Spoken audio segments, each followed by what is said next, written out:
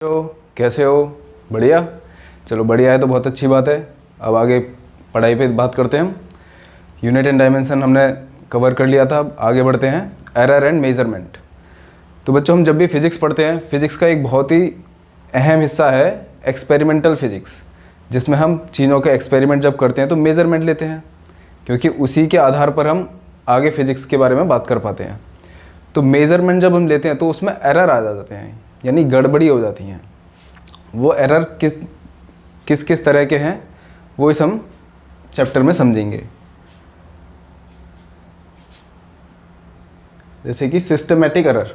Systematic error वो error है जो मतलब एक सिस्टमेटिक गड़बड़ियों की वजह से आ जाते हैं। जैसे इसके अंदर कैटेगरी है इंस्ट्रूमेंटल एरर, यानी कि जो इंस्ट्रूमेंट हम यूज़ कर रहे हैं मेज़रमेंट के लिए, उसमें अगर गड़बड़ी है, उसका ज़ीरो जो होना चाहिए सही जगह पे वो फिट नहीं हो रहा है, या और भी कोई गड़बड़ी है, लीस्ट काउंट एरर भी इसी में आ जाते हैं, तो वो हो जाते हैं इंस्ट्रूमेंटल एरर, यानी कि वो इंस्ट्रूमेंट की गलती की वजह से हो रहे हैं। सिस्टमेटिक एरर में ही दूसरे तरह का एरर है इम्परफेक्ट टेक्निक की वजह से। तो अगला एरर है इम्परफेक्ट टेक्निक, यानी कि जो टेक्निक का इस्तेमाल कर रहे हैं हम, प्रोसीजर का इस्तेमाल कर रहे हैं, उसी में गड़बड़ी है, तो भी हमारा क्या हो जाएगा, एरर आ जाएंगे उसकी वजह से। तो ऐसे एरर आते हैं इम्परफेक्ट टेक्निक में, मेथड जो यूज़ कर रहे हैं वो गलत है हमारा। और सिस्टमेटिक एरर में ही एरर आते हैं पर्सनल एरर। पर्सनल एरर मतलब जो एक्सपेरिमेंटर है, जो इंसान मेज़रमेंट ले रहा है उसकी वजह से, यानी कि कोई रीडिंग ले रहा है और ऐसा टेढ़े करके देख रहा है, तो उसमें एरर आ जाएगा। तो इस टाइप के जो एरर होते हैं करने वाले की जो एक्सपेरिमेंट कर रहा है उसकी वजह से, उसको हम बोलते हैं पर्सनल एरर।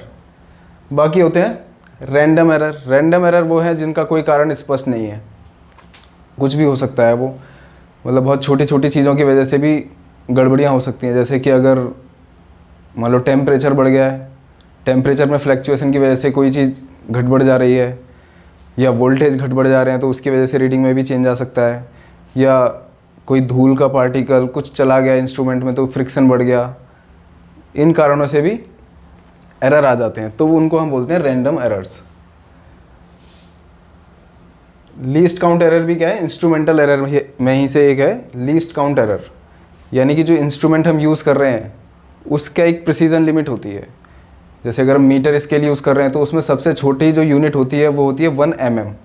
अब 1 mm की गड़बड़ी उसमें रहेगी, मतलब उससे ज़्यादा हम एक्यूरेसी से प्रिसीजन के साथ नहीं बता सकते।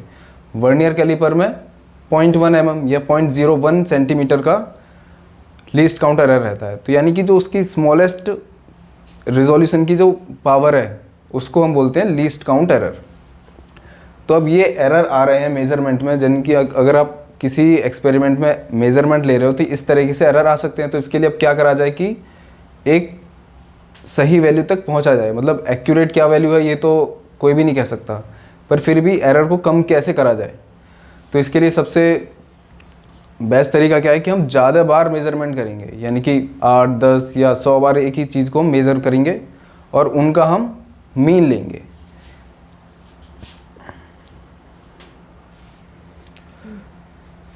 तो इस एरर को कम करने का ये तरीका है कि हम कई सारे मेज़रमेंट लेंगे और उनका फिर एवरेज निकालेंगे, तो वो रियल वैल्यू के काफ़ी पास आएगा। तो हम क्या करेंगे, जैसे मान लो कोई मेज़रमेंट लिया तो उसके हमने n बार मेज़रमेंट लिया और उसका फिर हम मीन निकालेंगे, यानी सभी वैल्यूज़ को ऐड करके n से डिवाइड कर देंगे, तो इस तरीके से मीन आ जाएगा। तो ये जो मेज़रमेंट ले रहे हैं हम जिस भी फिज़िकल क्वांटिटी का, उसके बहुत पास में होगा, क्योंकि कुछ नेगेटिव साइड में एरर होंगे, कुछ पॉजिटिव साइड में एरर होंगे, तो वो एक दूसरे को काफ़ी हद तक कैंसिल आउट कर देंगे। तो इस तरीके से हमें एक ठीक ठाक वैल्यू मिल जाएगी। अब इसमें एरर कितना होगा ये कैसे पता करेंगे हम, उसको भी बताना पड़ता है हमें। तो हम delta A1 is equals to A1 minus A, यानी कि पहली मेज़रमेंट में से जो इस तरीके से जो मीन की वैल्यू निकल कर आई उसको हम माइनस कर देंगे। तो इस तरीके से जो एरर निकल कर आता है उसको हम बोलते हैं एब्सोल्यूट एरर। इस तरीके से ये सारे एब्सोल्यूट एरर निकल कर आ जाएंगे हर एक रीडिंग में, यानी हर मेज़रमेंट में, हर रीडिंग में जो ले रहे हैं उसमें कितना एब्सोल्यूट एरर है। फाइनली फिर इन सब एब्सोल्यूट एरर का मॉड लेकर अगर हम n से डिवाइड कर देते हैं, यानी कि इनकी पॉजिटिव वैल्यू लेकर, प्लस माइनस को छोड़कर खाली उनके मैग्नीट्यूड को जोड़ दिया जाए और n से डिवाइड कर दें तो ये आ जाता है हमारा मीन एब्सोल्यूट एरर, यानी कि फाइनल एरर भी हम बोल सकते हैं। ठीक है बच्चों, समझ में आया ये? यानी कि गड़बड़ियाँ हो रही हैं उसको कम करने का तरीका है कि हम कई बार मेजरमेंट लेंगे, उन सब का एवरेज ले लेंगे तो हमारे पास एक मीन वैल्यू आ जाएगी जिसमें कि एरर थोड़े कम होंगे। और एरर भी कितने होंगे वो हम इसमें बता देंगे कि प्लस माइनस इतना हो सकता है। तो फाइनल वैल्यू जो होगी वो हम कैसे रिप्रेजेंट करेंगे, यानी ए जो है एक्चुअल में वो हमें पता तो है नहीं, हमने तो मेजरमेंट लिए हैं, पर उसके चांसेस कि वो कहाँ से कहाँ तक लाई कर सकती है उसको हम रिप्रेजेंट करेंगे। तो कैसे कि ए जो एक्चुअल वैल्यू है वो छोटी होगी ए mean plus delta A mean, और ये बड़ी होगी ए mean minus delta A mean से। यानी इस रेंज के अंदर जो भी फिजिकल क्वांटिटी हम मेज़र करिए उसकी वैल्यू लाई करेगी। ठीक है बच्चों, ये आपको समझ में आया एरर। इसके बाद ये एरर है, लेकिन अगर कोई फिजिकल क्वांटिटी 2 या 2 से ज़्यादा फिजिकल क्वांटिटी पे डिपेंड कर रही है और उनके मेज़रमेंट में एरर है तो आगे एरर कैसे प्रोपोगेट करेगा ये हम अगले टॉपिक में समझते हैं।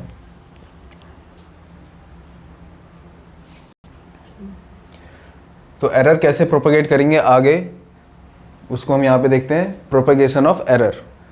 यानी कि अगर कोई फिजिकल क्वांटिटी 2 फिजिकल क्वांटिटीज़ पे डिपेंड कर रही है उसके एडिशन पर, यानी कि जैसे for example z equals to a plus B. z जो है वो एक फिजिकल क्वांटिटी a और दूसरी फिजिकल क्वांटिटी b के एडिशन पे डिपेंड कर रही है, तो उसमें एरर कैसे प्रोपेगेट करेगा कि जो z में एरर होगा एब्सोल्यूट एरर वो होगा दोनों के a और b के एब्सोल्यूट एरर का सम, यानी del z is equals to delta a plus delta b। और अगर वो फिजिकल क्वांटिटी 2 फिजिकल क्वांटिटी पे डिपेंड कर रही है पर उनके प्रोडक्ट रिलेशनशिप है, यानी z equals to a into B, तो उस केस में एब्सोल्यूट एरर नहीं, उसमें हम रिलेटिव एरर दिखाते हैं। रिलेटिव एरर यानी डेल्टा z अपॉन z, वो कैसे प्रोपेगेट करेगा आगे, delta z upon z equals to delta a upon a plus delta b upon b, यानी कि relative error in z is equals to relative error in a plus relative error in b। अब अगर physical quantity जो यहाँ पे depend कर रही थी यहाँ पे दोनों की पावर 1 थी, अगर किसी की पावर भी है साथ में, यानी for example z is equals to a square to b की पावर 3, तो उस केस में कैसे प्रोपेगेट करेगा एरर, उस केस में रिलेटिव एरर जो होगा z में वो हो जाएगा 2 times of relative error in a plus 3 times of relative error in b। इस पे बहुत आसान से क्वेश्चन आते हैं बच्चों, तो आराम से आपने देखा होगा कितनी आसान चीज़ें, ये 2-3 आपको रूल याद रखने हैं और सारे क्वेश्चन आप सॉल्व कर पाएंगे, बोर्ड लेवल के भी नीट लेवल के भी सारे क्वेश्चन आप कर पाएंगे इसके। ठीक है बच्चों, समझ में आ गया होगा ये टॉपिक। आगे इस पे अगले वीडियो में हम आपको इसी सब्जेक्ट के ऊपर कुछ क्वेश्चन भी कराएंगे, और चैनल को सब्सक्राइब कर लीजिए, बने रहिए हमारे चैनल पर वेदों क्लासेस पर। तो यहाँ पे आपको कंसेप्ट भी समझाए जाएंगे और साथ में न्यूमेरिकल भी आपको करवाए जाएंगे हर टॉपिक पर। ओके, ठीक है बच्चों।